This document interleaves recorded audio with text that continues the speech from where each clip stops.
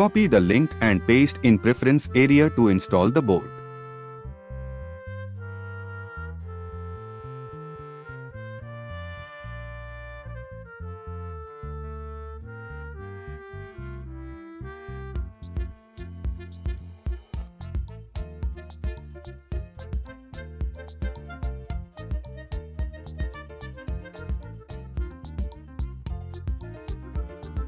Choose your board and proper port number.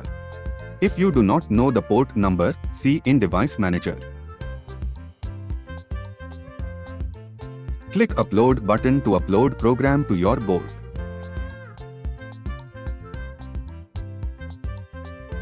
After uploading, open the serial monitor and choose the correct baud rate which is given program.